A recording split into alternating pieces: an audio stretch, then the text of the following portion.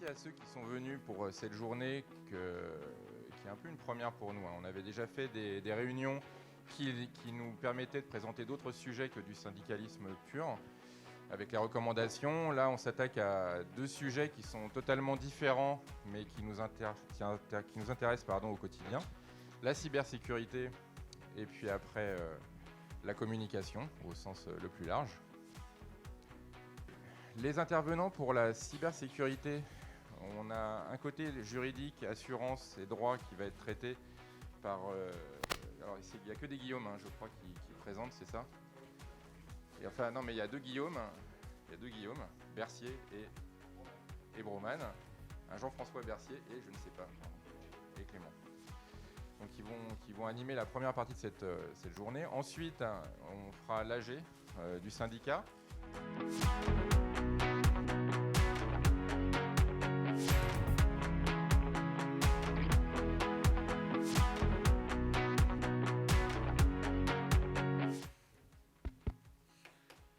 Bonjour à toutes et à tous. Donc je suis Guillaume Bercier. J'ai la lourde tâche d'ouvrir la réunion avec un sujet ô combien passionnant à 9h30 du matin. En tout cas, moi, ça me passionne. C'est la cybersécurité et l'assurance. On va traiter dans cette présentation des logiques de cyber-résilience, attaque, des sujets juridiques, ou du moins j'essaierai de répondre à certaines de vos questions sur le sujet.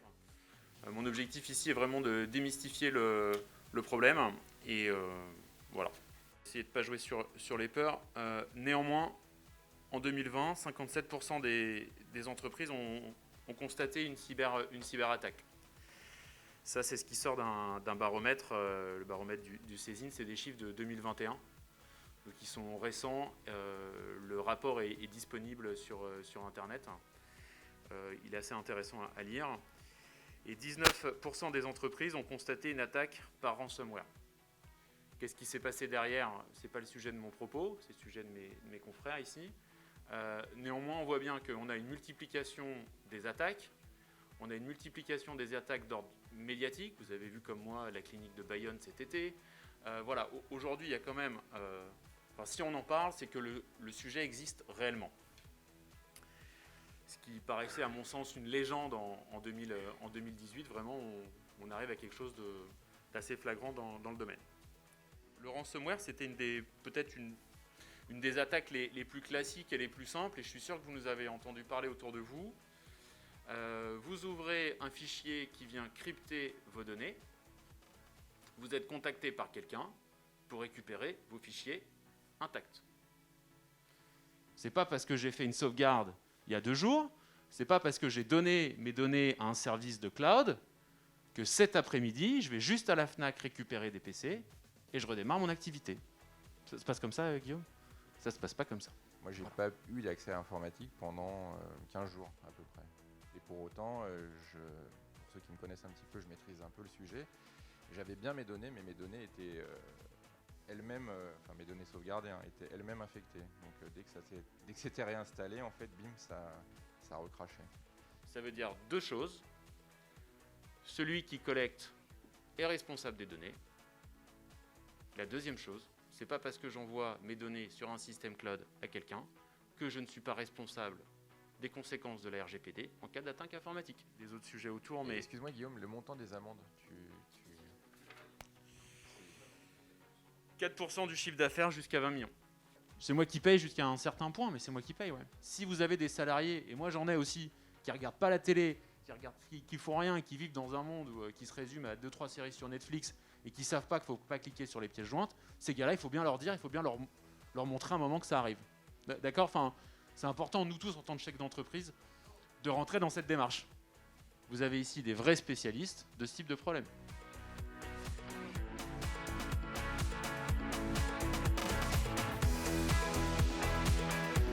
Bonjour, moi je m'appelle Guillaume Broman. Je suis fondateur et président d'une entreprise de cybersécurité qui s'appelle Secinfra. Donc Secinfra, c'est une entreprise française que j'ai fondée en 2018. On accompagne en fait les entreprises de toute taille. Alors c'est vrai qu'on est plutôt sur les ETI, mais on a aussi quelques clients en environnement TPE, PME, sur la gestion de la cybersécurité, donc plutôt sur la gestion de la cybersécurité technique, nous pour le coup. Donc moi aujourd'hui je vais vous parler de plusieurs choses. Je vais vous parler de protection des systèmes d'information, donc appliqué évidemment à vos environnements un petit peu spécifiques, qui sont les environnements TPE et petites PME. On va parler de choix d'interlocuteurs, c'est un sujet qui a déjà été partiellement abordé par mon prédécesseur. On va parler cloud, évidemment, puisqu'aujourd'hui, comme ça a été souligné tout à l'heure, du cloud, il y en a partout, il y en a systématiquement. Il n'y a aucune entreprise qui, aujourd'hui, n'a pas au moins une part de service cloud. On va parler d'incidents de sécurité. Donc là encore, c'est quelque chose que je ferai en complément avec Exatrack. Et des conséquences légales aussi. J'ai quelques slides avec des gros chiffres et des choses qui font peur. Mettre à jour, évidemment, tous les logiciels que vous avez. Donc ça induit notamment pas de logiciel piraté, pas de logiciel récupéré par le petit cousin, la grand-tante, qui est super rapide sur Call of Duty et vachement rapide avec son ordinateur, mais qui ne sait pas ce que c'est que l'informatique d'entreprise.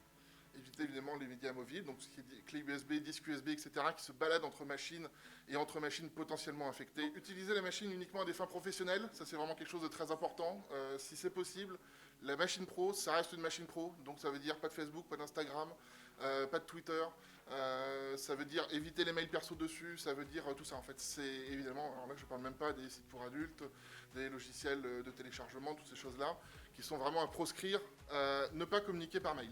Le mail, c'est un protocole qui n'est pas sécurisé, c'est un protocole non chiffré. Ne pas discuter de patients avec des confrères sur des services comme Facebook, Twitter, Instagram, etc. Jamais on fait ça, jamais. Voilà. Les bons interlocuteurs. Donc moi, je vous invite à vraiment faire appel à une boîte spécialisée dans le TPE-PME. Ne pas faire de l'argent, je sais c'est un peu facile, c'est pas moi qui paye, ne pas faire de l'argent le seul critère. Alors ni par le mini ni par le maxi, c'est-à-dire que c'est pas parce que c'est plus cher que c'est le meilleur évidemment. On revient du coup toujours sur le problème du cloud. Quand vous confiez vos données, quand vous sous-traitez vos données, quand vous les stockez à l'extérieur, elles doivent être traitées par des gens qui ont la certification HDS. Les données doivent absolument rester en Union européenne. Donc là encore, je reviens dessus, on va marteler l'info. Attention aux fournisseurs de mail, attention au transfert de fichiers, vraiment. Et il n'y a aucune garantie de restauration. Parfois, il y a des groupes qui se sont fait connaître parce qu'ils restauraient, justement en se disant on va faire une espèce de différentiel de qualité par rapport aux autres. Mais voilà, mais mis à part cet aspect marketing, il ne faut pas payer les rançons. Voilà, donc c'était tout. Je suis désolé si ça a été un peu inquiétant et que je n'ai pas eu réponse à l'ensemble de vos questions. Mais dans l'ensemble, je pense que le principe y est. Faites vraiment attention aux informations que vous sortez et faites attention à vos sous-traitants.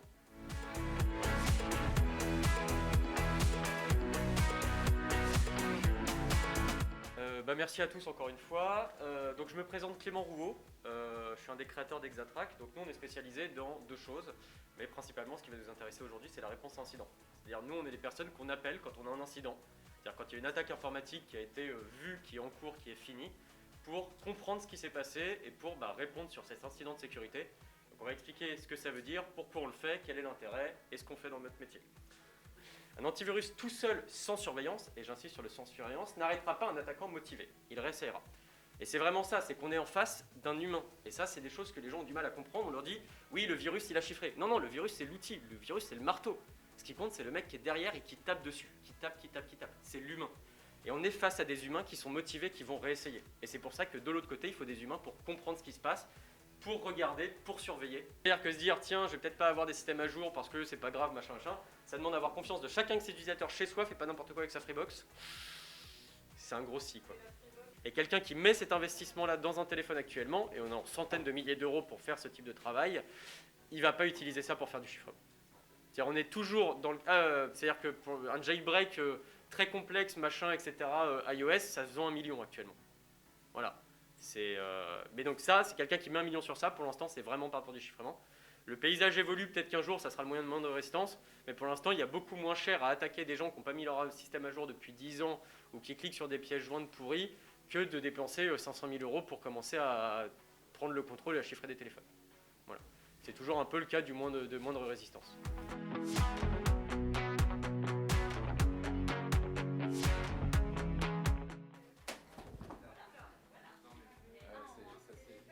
Finir plus tôt que prévu, tu vois. Nous allons commencer par l'Assemblée Générale et ensuite, après, nous aurons la fin du spectacle de Delphine. Nous avons déposé plusieurs plaintes il y a 2 ans maintenant, 2 ans et demi même, qui ont abouti en CDPI pour les cas d'usurpation de titres. Ça a débouché sur une jurisprudence qui est très très favorable pour nous, c'est-à-dire que le titre d'orthodontiste maintenant est reconnu comme étant dépendant de la spécialité, ce qui n'était pas le cas avant. D'ailleurs, on nous l'opposait tout le temps, c'est pas dans le code de santé publique certes, mais la jurisprudence nous donne raison. Élection aux URPS, nous avons réussi à placer quelques ODF un peu partout, dans beaucoup de régions, ce qui est un vrai gros point. Il faudra renouveler cet effort avec l'ordre, avec les élections ordinales qui arrivent. Non, mais le pire des trucs aussi, non, moi j'étais très content, j'ai remercié la CGT parce que l'année dernière, j'ai eu le droit à vous êtes méprisable dans vos propos par rapport à vos salariés, donc j'avais bien énervé la CGT. Donc j'ai laissé passer, à la fin de la réunion, je l'ai remercié, pareil c'est dans le compte rendu, parce que j'estimais que ce compliment venant de la CGT, j'étais méprisable pour la CGT, c'était que j'avais bien fait mon travail pour vous, donc je les ai remerciés. Journée de l'orthodontie, dont nous étions présents là dans notre salle. La photo elle est nickel, on voit rien, parfait.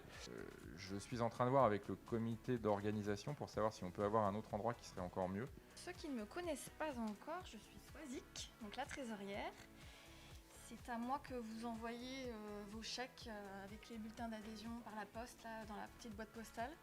Donc je suis à côté de Toulouse. Et donc on a un résultat 2021 positif de 34 471,12 €.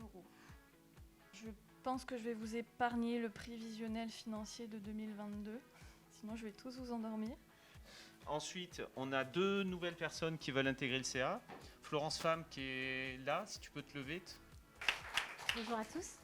J'en connais quelques-uns déjà d'entre vous. Donc, je m'appelle Florence Femme. Mon deuxième cycle de chirurgie dentaire à Garancières. J'ai eu mon diplôme en 2005. Finalement, j'ai créé un cabinet en 95 sur Herblay. Et depuis, j'exerce à temps plein. Et j'ai arrêté mon activité salariée. Donc maintenant, on va céder la place à Delphine.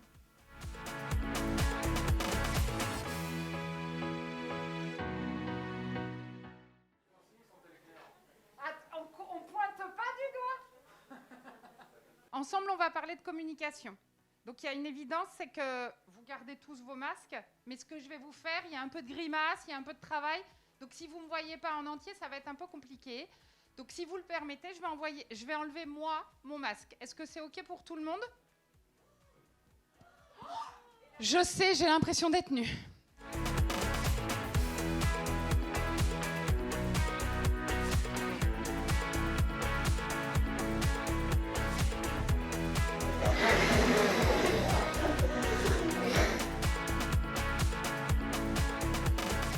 On n'est pas obligé de répondre tout le temps parce qu'on vient nous piquer, nous titiller, nous asticoter.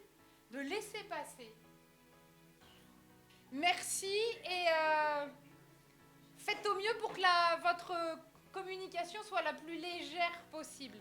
Plus on est léger, moins on en dit, plus on est efficace.